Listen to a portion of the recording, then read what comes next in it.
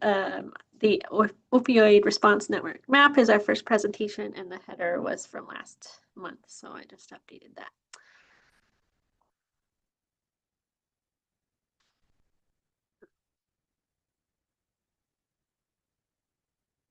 Again, I'll just get started in probably the next minute, but want to make sure everybody can log in.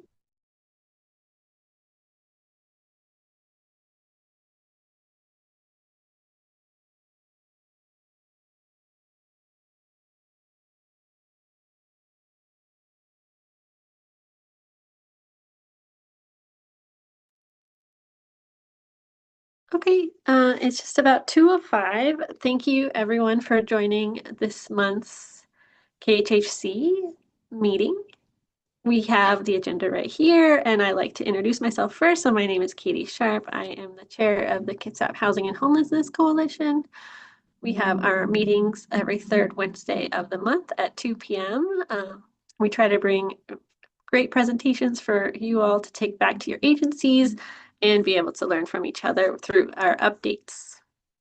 And I couldn't do what I do without my executive team. Bridget Glasspool is the vice chair, with support from Leif Wagner. It says Bremerton Housing Authority here, but his new role is at Easter Seals.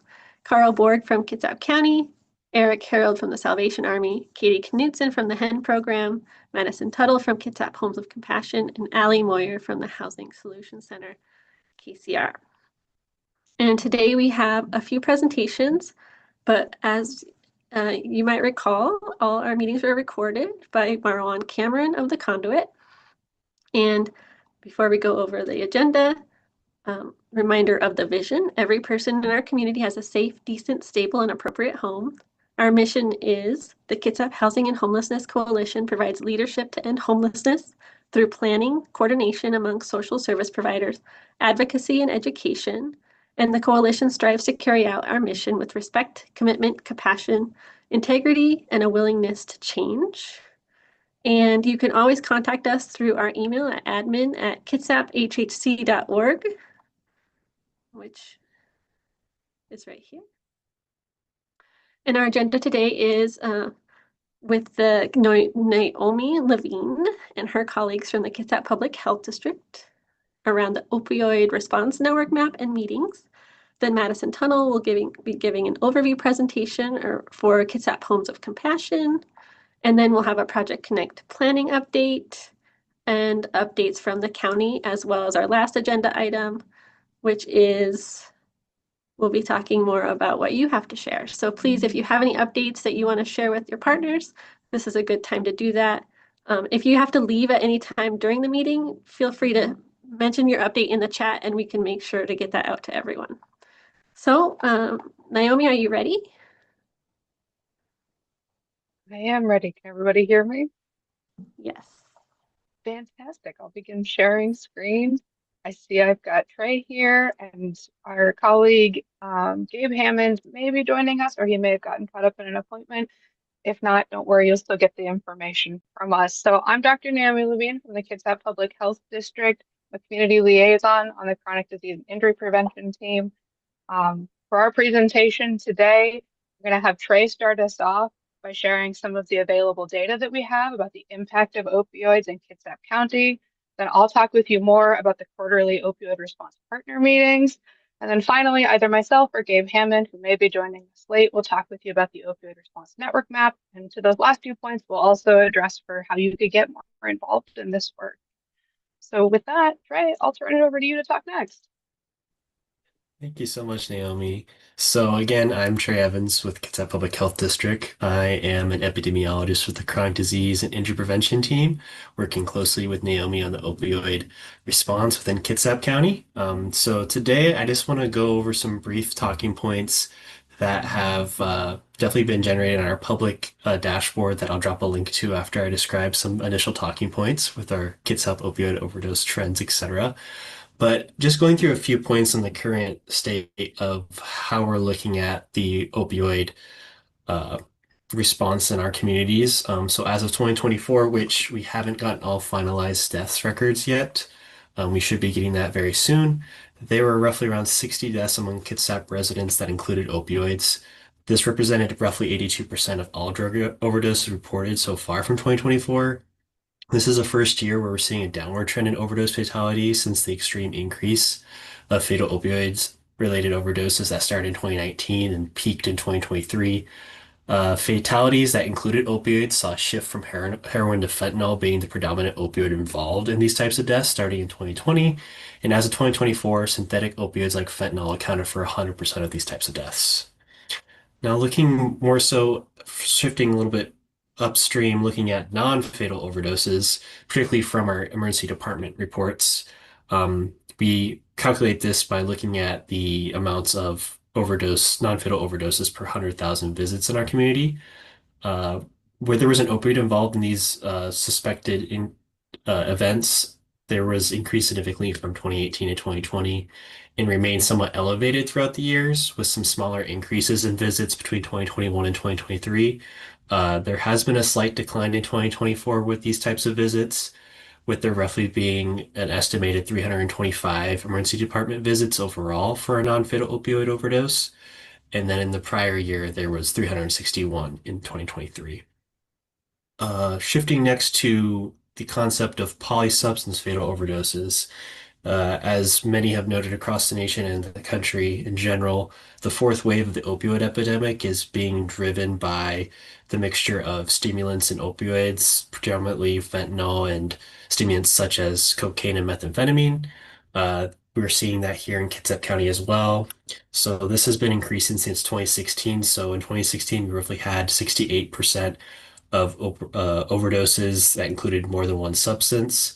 And then in 2024, as currently, we have roughly 85% of opioid overdoses or overdoses in general, including two or more substances.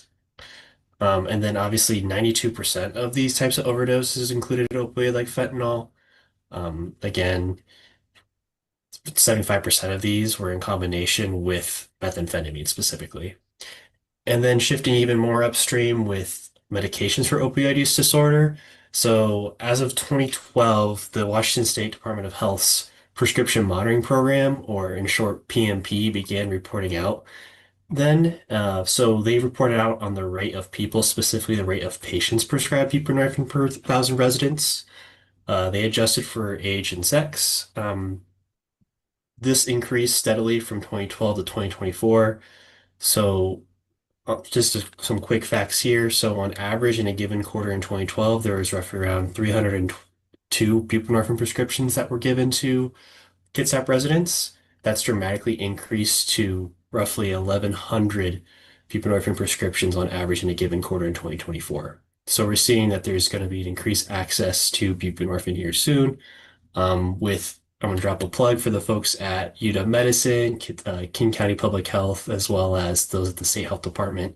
The Telebupe hotline that was rolled out a year ago with King County and UW is going to be rolled out here soon to folks out in Kitsap County so they can call a hotline and get linked with a provider to start talking about potentially being prescribed buprenorphine as a medication for opioid use disorder. And so with that, those are my takeaways. And as always, I'm more than happy to answer any questions if there's time at this end of this presentation or over email. So thanks, Naomi. Absolutely. Thank you so much, Trey. And with that, as we can see, opioids have an impact here in Kitsap County, as we know they do nationally and across the state. That was a weird way to do the scale. But regardless, what I want to talk to you about is the opioid response partner meetings. Knowing that we have opioids in our community and the vast impact that they have on people's lives leaves a lot of us who work in different organizations having different folks coming in with different needs who may be either themselves impacted by opioid use disorder or opioid use just more broadly. They may be a dependent of somebody who's using opioids, or they may be somebody who's a support for somebody using opioids.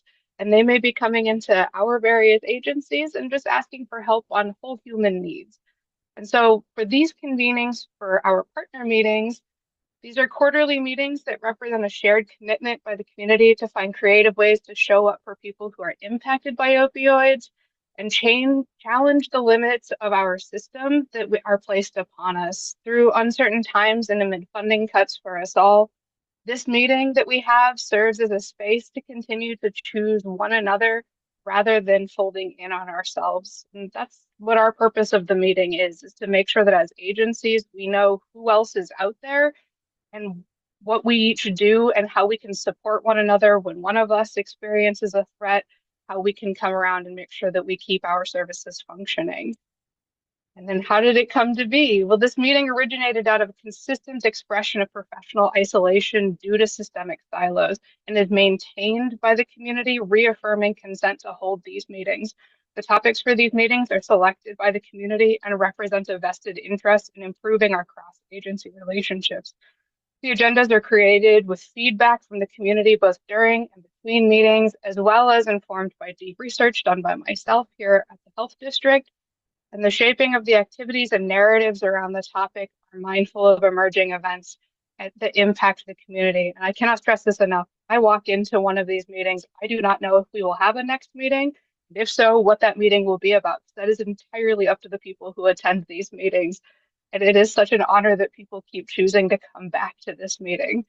And at least where it looks like we're going so far, just based off of the questions that I keep hearing the community asking, is that as our community continues to learn together, we continue to change together. And we began learning about professional networking with the goal of building collaborative relationships at our second meeting.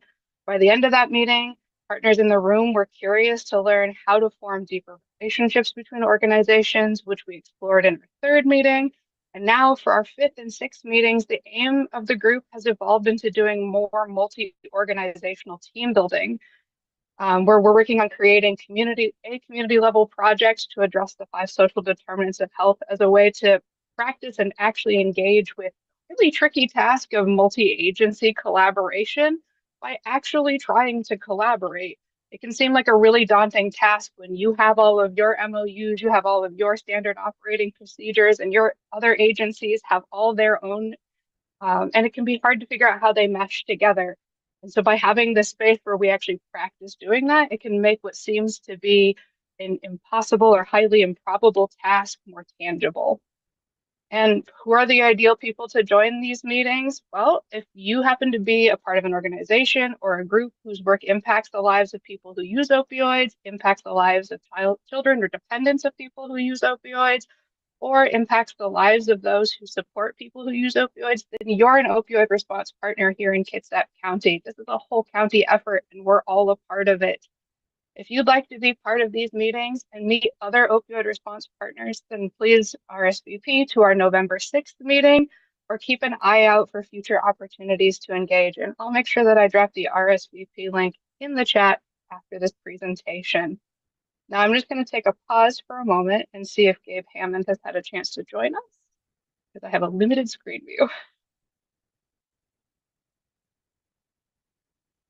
Does not sound like Gabe has made it, and that is okay. So I will talk about the Opioid Response Network map in Gabe's absence. So again, what is the purpose of this map? This map was created with our opioid response partners using a methodology called social network analysis. Organizations are added to this map when either one, an organization tells me that they have a relationship with an organization that isn't currently on the map, or two, an organization that is not currently on the map shares their relationship data with me. When I say that there are relationships between organizations on this map, what I mean is that someone at a given organization knows someone at another organization that they can contact directly to ask a question. So that be picking up the phone and giving them a call, shooting them a text message, sending them an email. You know someone there that you can talk to. That means you have a relationship with that organization. The purpose of this tool, this map, is to visualize the opioid response network, to seek out and identify silos that exist in the network, and to be a tool that helps us foster relationships within our community. Professional isolation is real, and this tool is an excellent way to see who we can know and who we don't know, and see who we know that could introduce us to the folks that we don't know. It's taking all those things that are trapped inside of our head, that running Rolodex that we constantly have, and just making it easier to see. I actually used this map very recently when I was going up to Kingston, and I realized off the top of my head, I didn't know of a partner in Kingston, but I knew of some people nearby. And I said, okay, well, who do I know that's nearby that knows somebody in Kingston? And that's how I was able to get in touch with folks at the Kingston Village Green, because I didn't know them directly, but I knew Bert from Meals on Wheels who knew them. And it was a really fantastic use of this map. And there's tons of other questions and inquiries that we can go and explore with this kind of map. And so that all sounds fantastic. How did it come to be? Well, this map was forged out of an opioid response partner meeting to address a longing to dismantle silos and feeling less lonely using ArcGIS software, which is where Gabe comes in because he is the master of this. And gathering data on our organizations and their relationships has led us to the map that we have today. This map exists as a living draft of a project we are all working on together as a community. It's imperfect and it's constantly changing.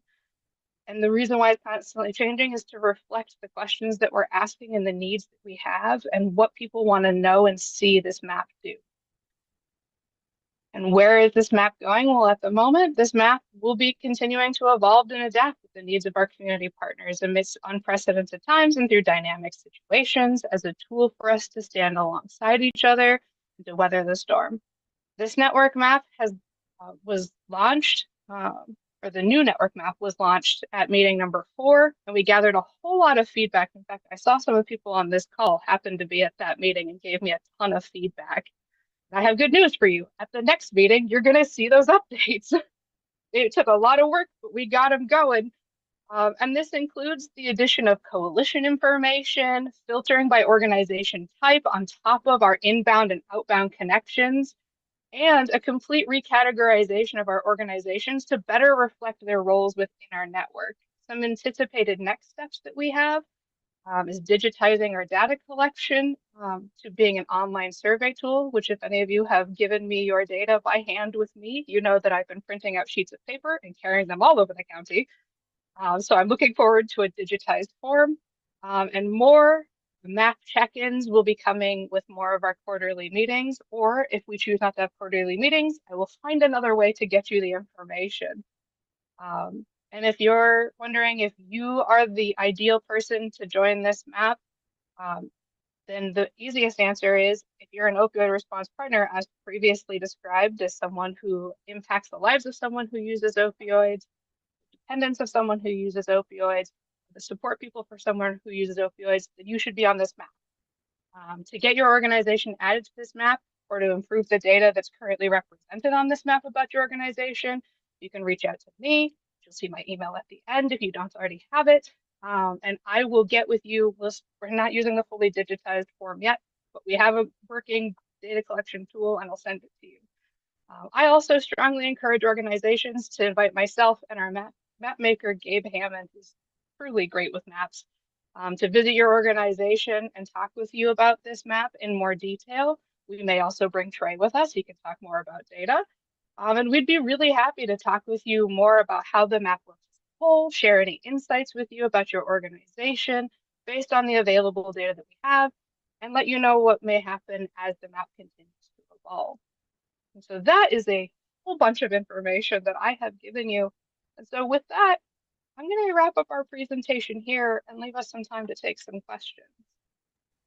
And also stop sharing my screen. Looks like Trey just shared some information and links in the chat.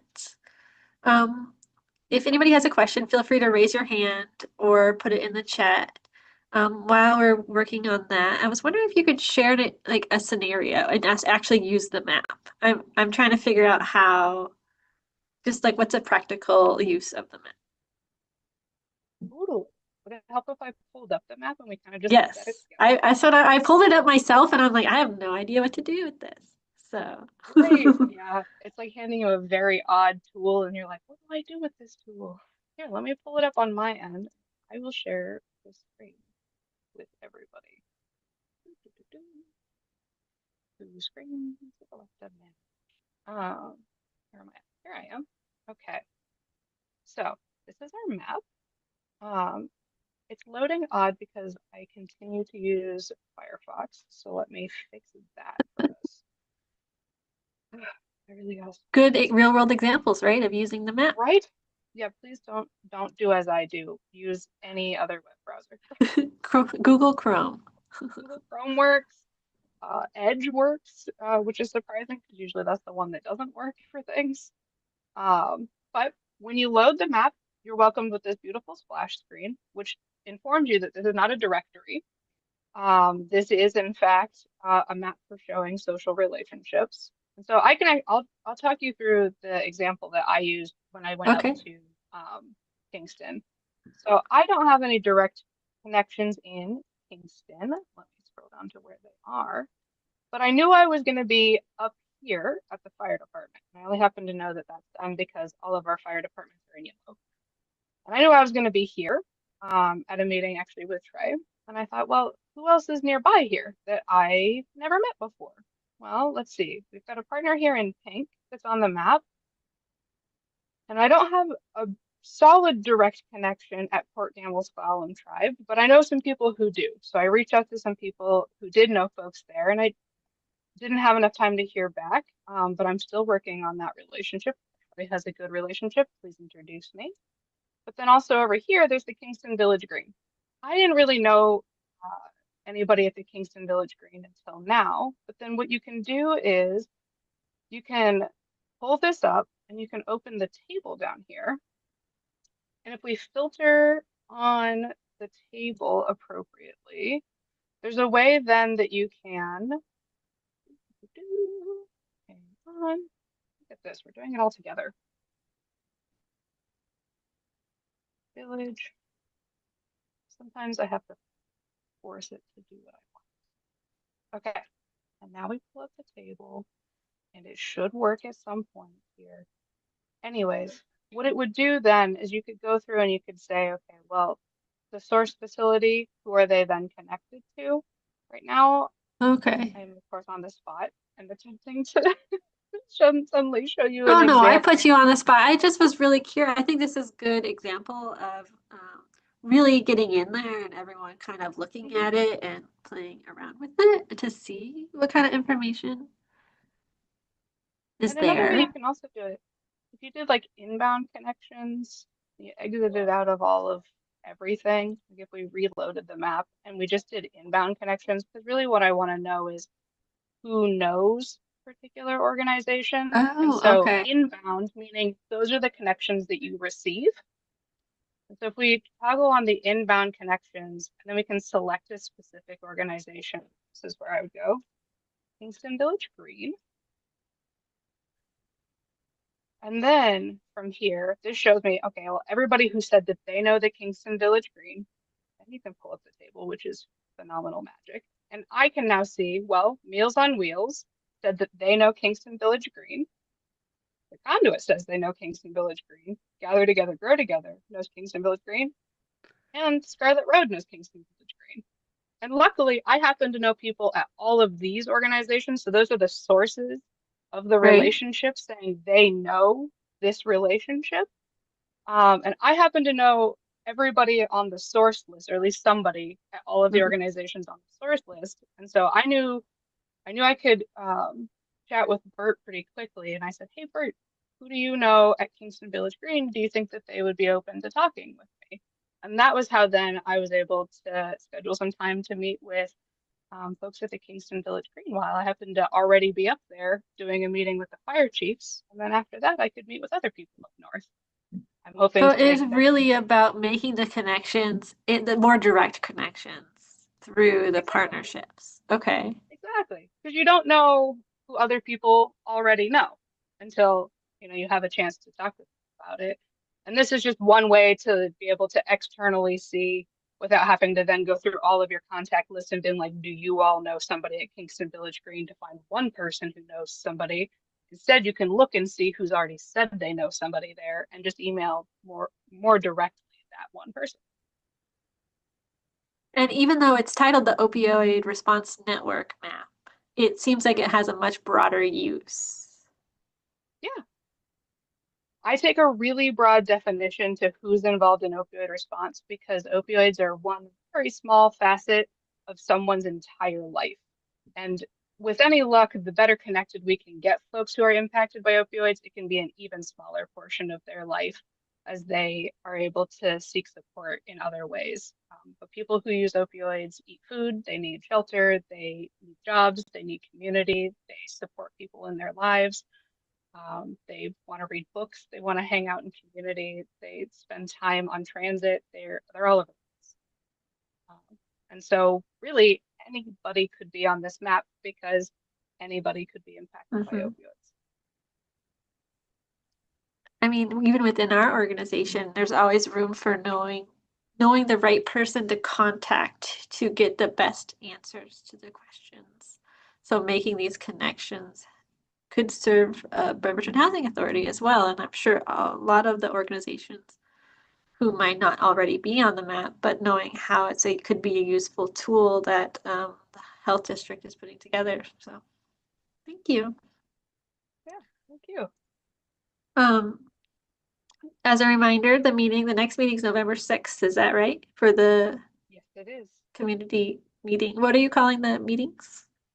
Opioid Response Partner meetings. Okay. And I can share that in the KHHC newsletter as well.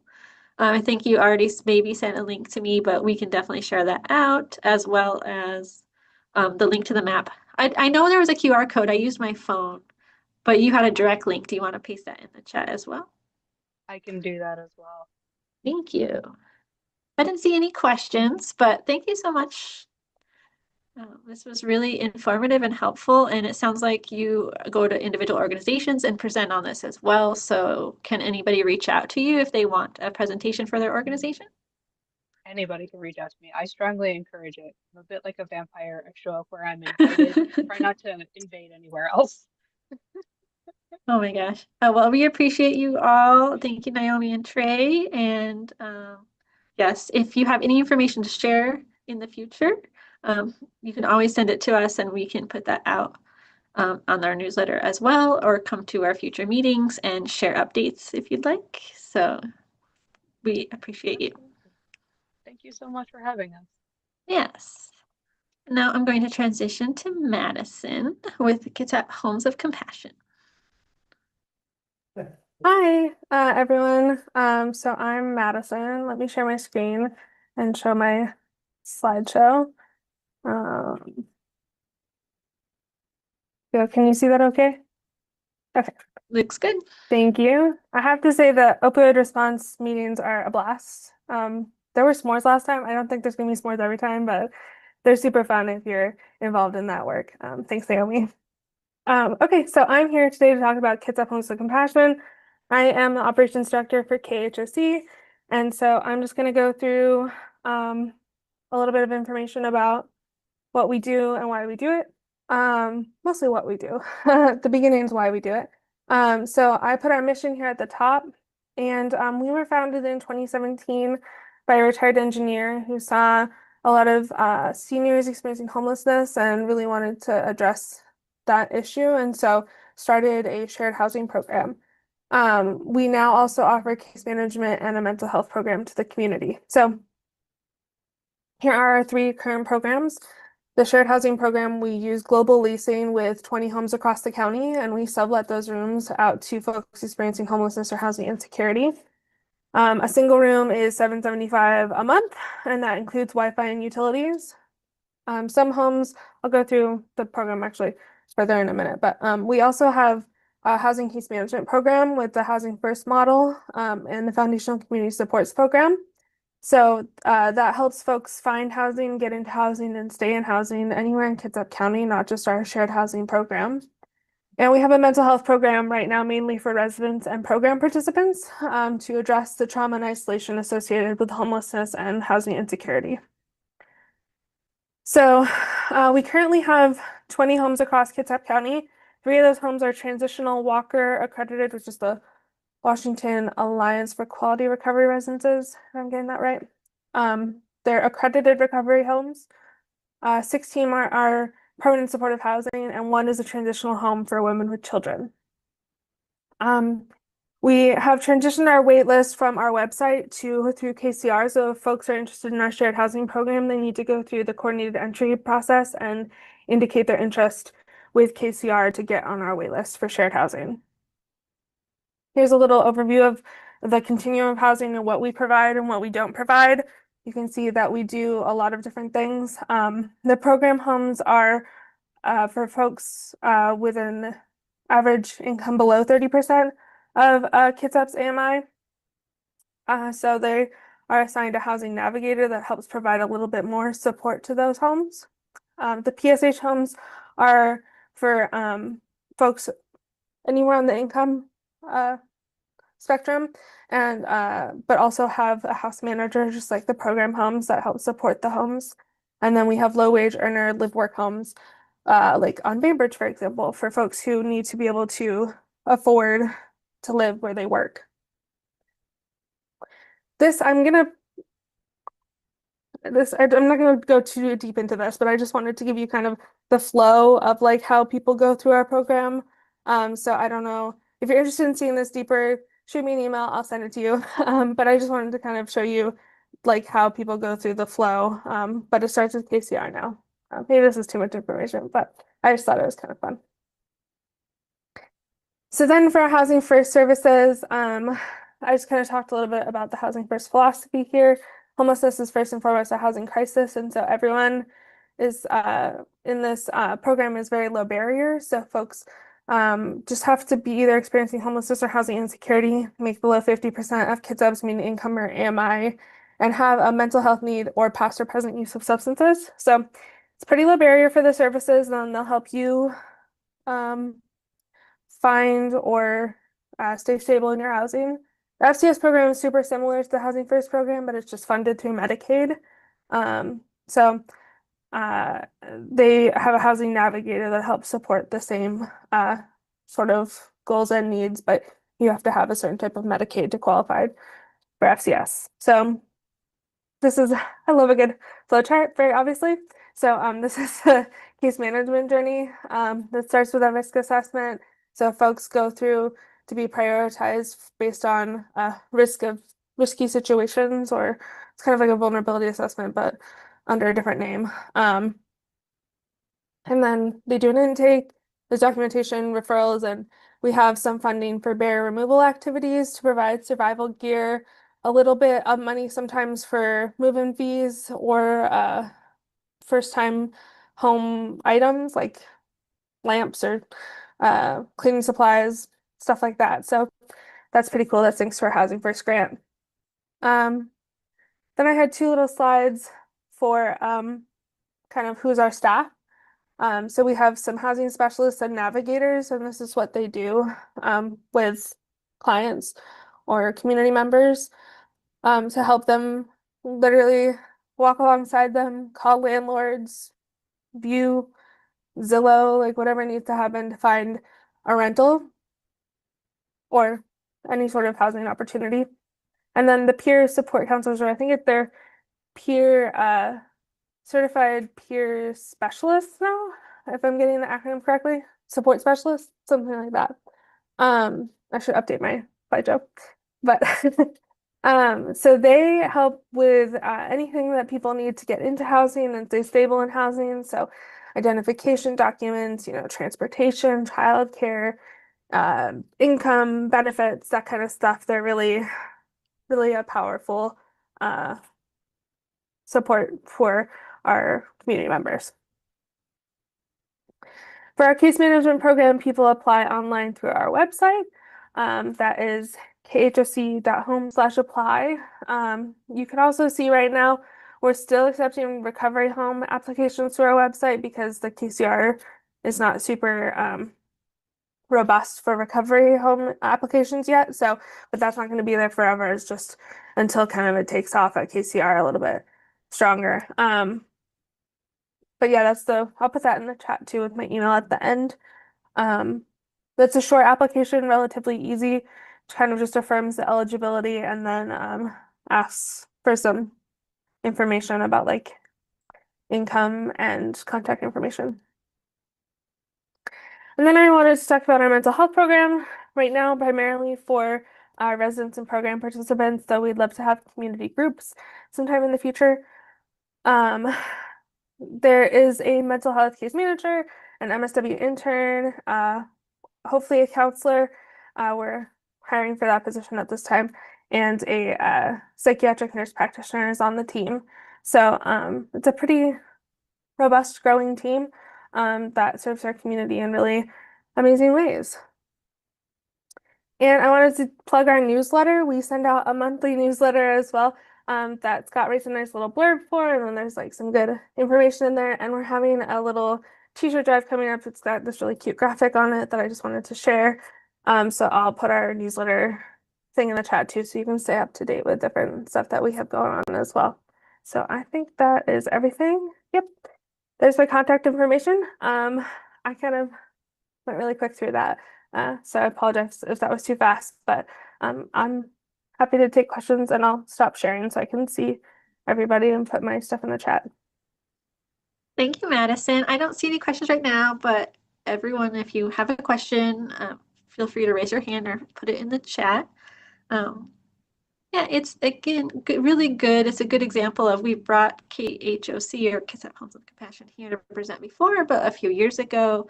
And it's a good example of how we can share this information more often when we have a lot of new members coming in to our meetings. And really, I'm learning so much. And when I think about it, so do you do housing case management separate from housing? So you could apply for case management for housing, not just housing through Kitsap Homes of Compassion?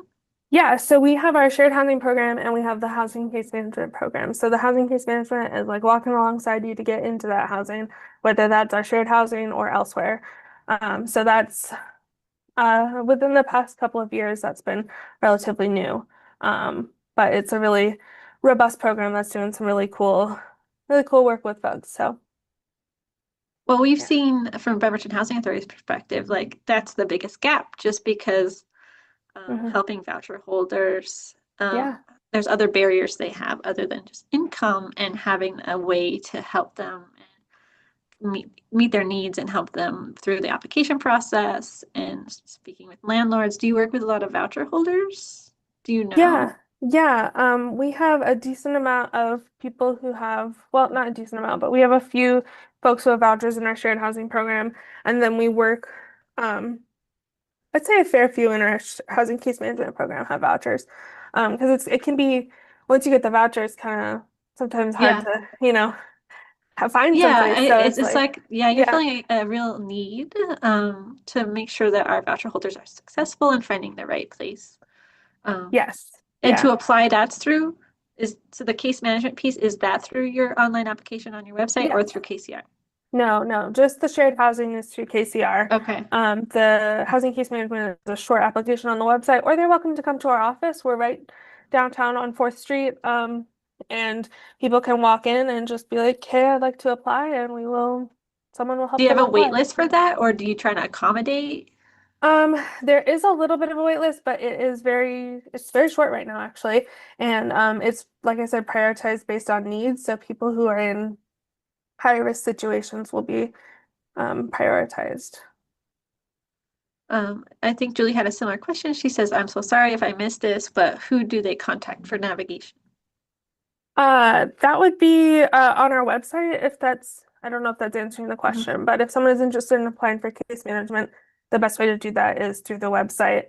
If you've got questions about what housing navigation or housing case management services entails, you're welcome to shoot me an email and we can set up a time to chat. There's also more information on the website. There's like a tab for Housing First that kind of talks through the program as well. But yeah, I would apply on our website or direct people to apply there. And I just sent the newsletter link to Diane in the chat too. It is on the website, but I will be honest with you, there's a lot on the website too. So I try to keep it organized, but and this was really helpful. This was I think something that, again, just like I asked Naomi, Madison, you're willing to present at any organization if they want to learn more. I think this is just a good reminder of the resources we have. Sometimes it's not just housing, sometimes it's those support services. Jeffrey Sanders says, we have some folks that have been on your list for a while now. Can we reach out to see their status? Sure, shoot me an email or give me a call. That's fine.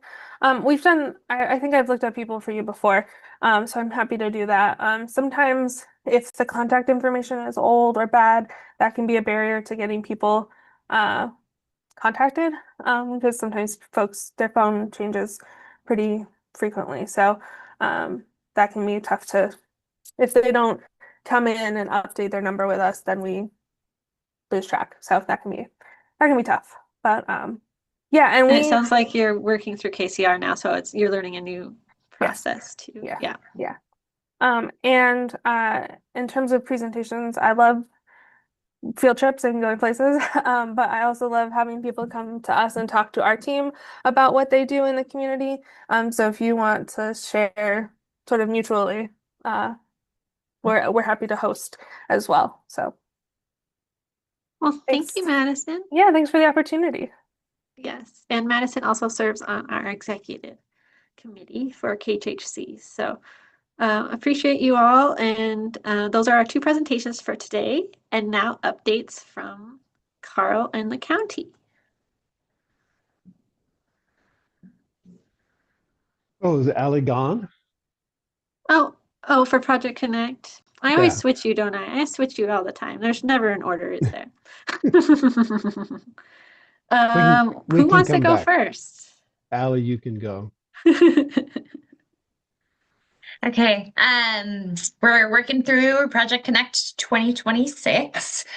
I think that right now we don't have the vendor form up yet, but if you are interested in going, I believe it is the 27th, 28th, and 29th of 2026 in January. The 27th is going to be in Silverdale at New Life again. The 28th will be in Port Orchard, and then the last one will be on the 29th in Bremerton. So we're doing things a little differently this year to try, because previously in the previous years, most of the services are at Bremerton. And then so if somebody comes to one of the offsites and the service that they're seeking isn't offered there, we want to for sure be able to find transportation for them to the Bremerton site. So I guess now we're just hoping that if you are interested in being a part of Project Connect as a vendor, if you could please email the admin email. admin@kitsapHHC.org. And if you do email your interest, I'll put it right here. We will send you the form as soon as it's opening. We're just updating the web page right now. And so we're getting everything situated. So we have all the updated information on one page on the website. So are there any specific questions around Project Connect that anybody has?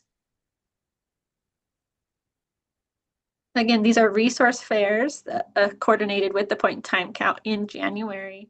If you are interested, I did get a question about the timing of volunteers for the point in time count. And those are usually sent, sounds like in December, Carl. I don't know if Corey's here. Oh, for the point in time count. Yeah, Yeah. we usually do that probably beginning of January, but Corey will be sending that information out fairly, probably in December. And if there is any questions, this planning committee is meeting twice a month and just trying to figure out details around services and resources. So if you do have any questions or a particular need, please reach out. Anything else, Allie? That's it. Thank you. Marwan did have a question in the chat. He said, I have a person watching live who is about to be homeless and requesting help.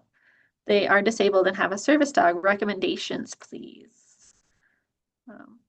Is that anybody have recommendations? I mean, since we're asking on this group, or is it Housing Solutions Center? I would say Housing Solutions Center is a great first stop for like emergency shelter and stuff like that. Housing case management, like I was saying, is something that we offer, but it's not emergency. That's you have to get connected with KCR to get to emergency shelter and stuff like that. And I don't KCR is the know. way to get into Pacific Building as well, correct? Jason? I don't know how to raise my hand. I'm trying to figure this out. Depending on well, I'm not sure if age has a whole lot to do with it. If depending on the situation, if they're going to experience an eviction and they need some support, Kitsap Legal Services might be able to help out with that. They sometimes provide support with eviction defense, so that might be a good route to go. Northwest Justice Project also sometimes helps out with housing concerns as well, at least from from the legality piece to it. So and then yeah. Thank you. And Ali shared the application for HSC in the chat. And now, Carl, you're up. Thank you, Katie. We're in the process of updating our 5-year plan, and we need everyone's help to finish part of that. We need to find out what new projects or expansions you're looking to complete, expand, enhance, or that will serve certain populations in the next 5 years. We need to know when your projects are expected to start or when they'll be completed. And I will send an email to Katie and have her send that out to everybody. And the plan will be posted for public comment starting November 1st. Are you actually also reaching out to grantees directly, or is it just going through the newsletter? Yeah, but I'll talk to you after this. We'll see if we can just put out an email just to get it real. We know most of the projects, but there's some that we're not sure. There's some new ones that people are thinking about doing, so we just want to make sure we capture everything. I did notice too, and I don't know if you can speak to it, Carl, I'm gonna put you on the spot. The consolidated plan, is that a different plan than the 5-year plan? Yeah, that's the CBDG and SIA plan is that plan. And can you speak a little bit to that? Because I know it's open for comments. That one I'm not familiar with. We haven't worked on that. Okay. That's I'll put a link. Should I put a link in the chat about it? Yeah. All right.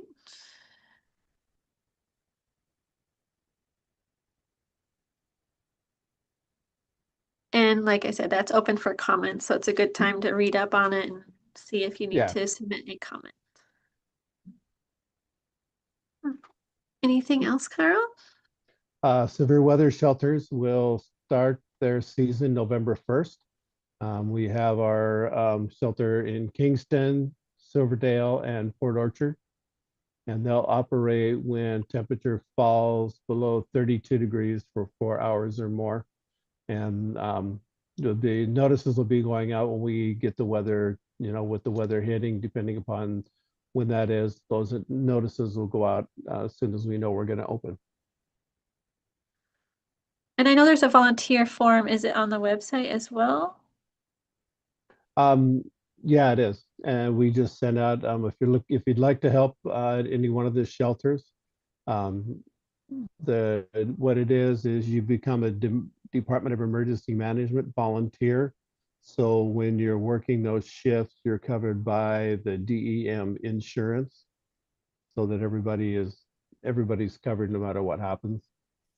So yeah, if you fill out then DEM does a background check after the application's filled out.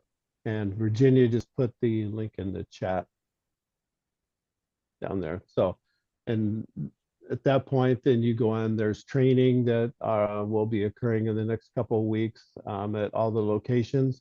And then there's also a online video training that accompanies that training also.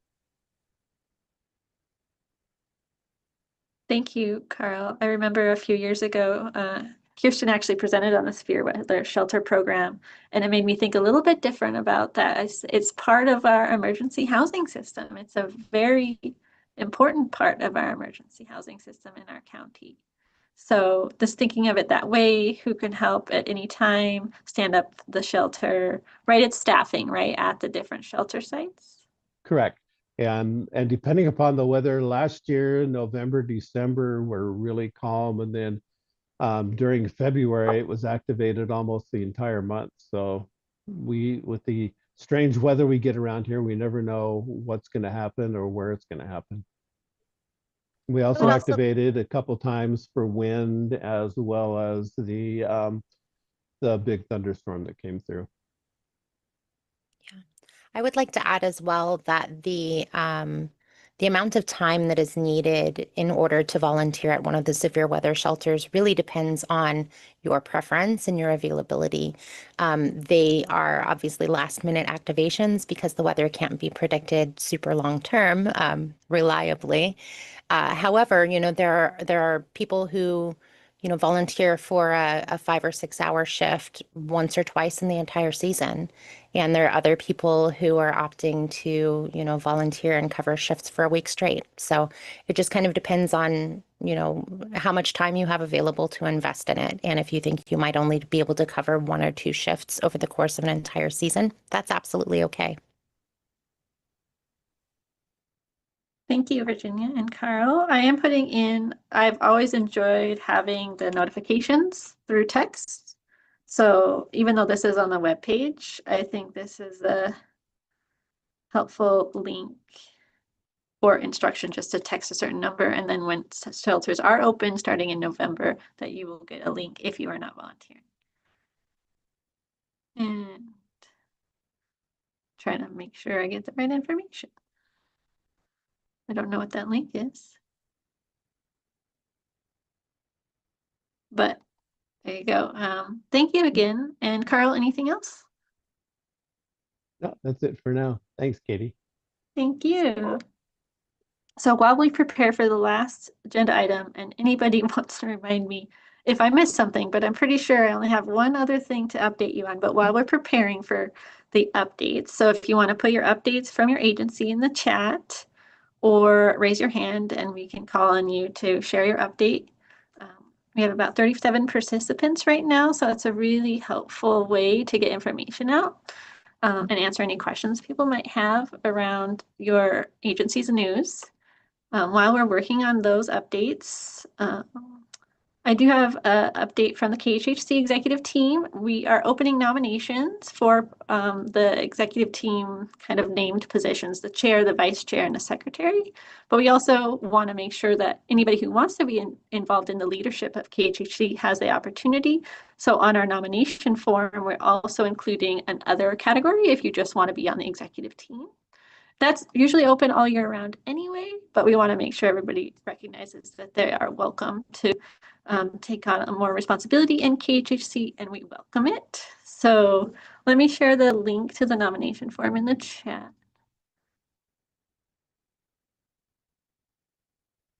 And I will share this in the newsletter as well.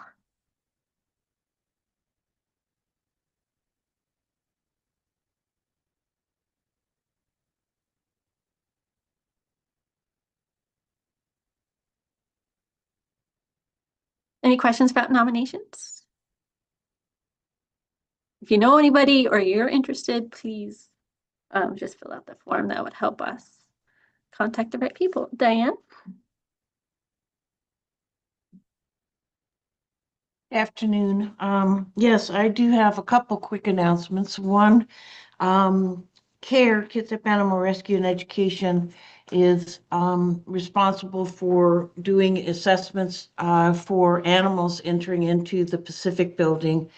And part of that involves a lot of administrative work. And we have a position for a few hours a week, probably 8 to 10, for someone who would be working to help us with that, administratively, scheduling, coordinating, working with myself.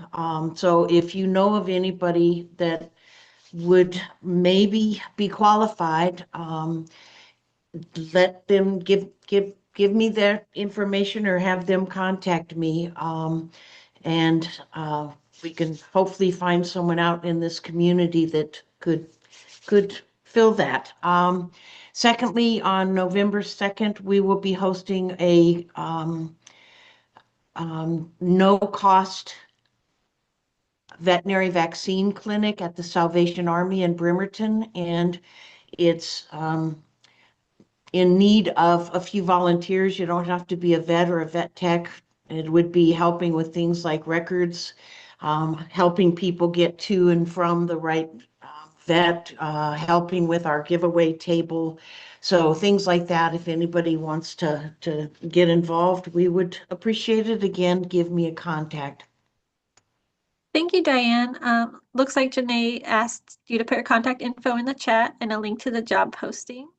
And Chuck also asked for your contact information. Sounds like you have some interest. So, and we can share that November 2nd vaccine clinic if you'd like in our newsletter. Just send the information to our email.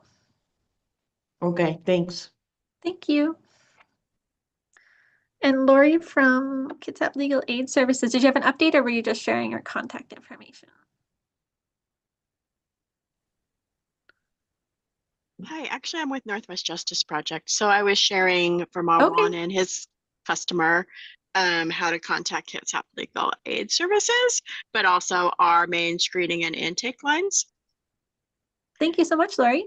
And then we have a job opening too. We'll be hiring a legal assistant here if you know someone looking for a position here in Bremerton. It's a great job. I will be semi-retired. It's my position that's coming open. Well, thank you so much, Lori. You're welcome. And Jason, do you have an update? Actually, yeah, I've got a couple. So I shared a flyer for some upcoming caregiving events in the chat. So it's actually, yeah, November is considered caregiving month. So there's a bunch of free events.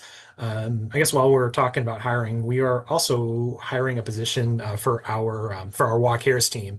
This will be basically an application assistance provider. So I'll link to that in the chat. But yeah. And I can share job postings like this in our newsletter if we want to let everybody know. If you want to send those out, you're welcome to do that as well. Sure. Yeah. This one closes on Sunday, so I think we're kind of running out of time on that. But yeah, Yeah, but it's a good reminder as we talk, But like for you the said, future- talking about job postings. Yes. Absolutely. Like Jason said, he posted the flyer in the chat. Any other updates?